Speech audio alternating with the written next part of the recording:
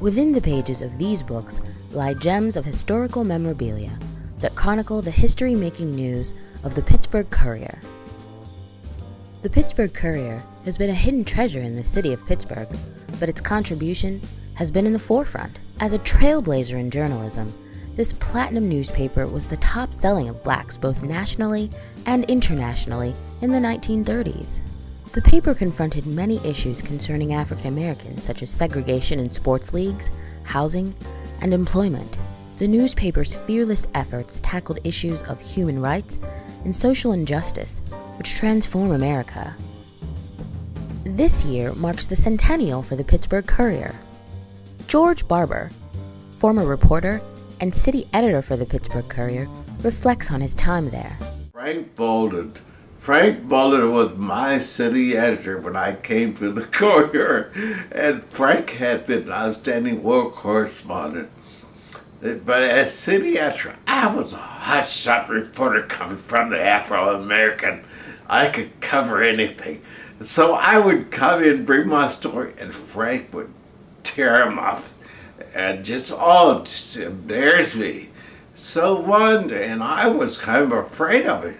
So one day I got nerve enough to say, Frank, what the hell's wrong with you? What's wrong with you? I know what I'm doing. Frank started talking to me.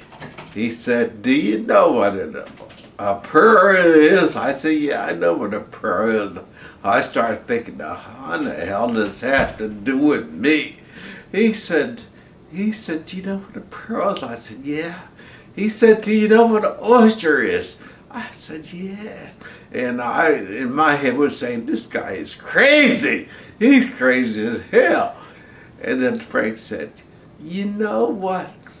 An oyster doesn't produce a pearl until it's irritated. And I said, Frank, I ain't no damn oyster. Because of the rich history of the Pittsburgh Courier, the Senator John Hines History Center is dedicating an exhibit solely to the Pittsburgh Courier and its contribution to the Pittsburgh area and abroad.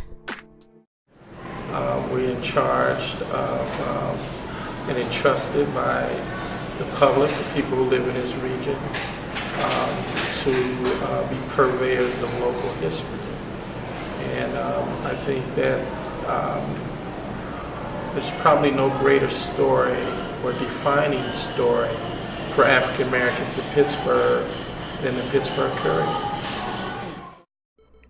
A new generation of journalists are utilizing their golden opportunity to work for the new Pittsburgh Courier, continuing the legacy. The Courier is my first job out of college, and it's been a great opportunity over these past 2 years. But I think the greatest part is just the fact that I'm a part of a newspaper that has so much history. The people who have worked here over the years, I get to be a part of that, and I get to carry on the legacy of the Courier. The new Pittsburgh Courier has stayed true to the mission of the Pittsburgh Courier, yet there is also a new vision. My vision for the new Pittsburgh Courier is to remain consistent with the mission that John B. Russwurm established in that first editorial, that we plead our own cause. At the same time, it's incumbent upon the editors and the staff here to continue to lift up the community in as many positive ways as possible, to provide the kind of leadership that challenges the people within the community to pick up the banner and promote change within the community. We are also looking at how we can take advantage of all the new technology that people are embracing and allow it to conform to new standards of journalism, or allow us to plug those things into our machination so that we can move forward and connect with a broader audience, a younger audience, a techno-savvy audience, so that we can continue to reach them as well. The Pittsburgh Courier's quality is rare, far outweighing any other newspaper organization of its caliber. Let's just say it's necessary. Wonderful. magnificent. An honor. Priceless.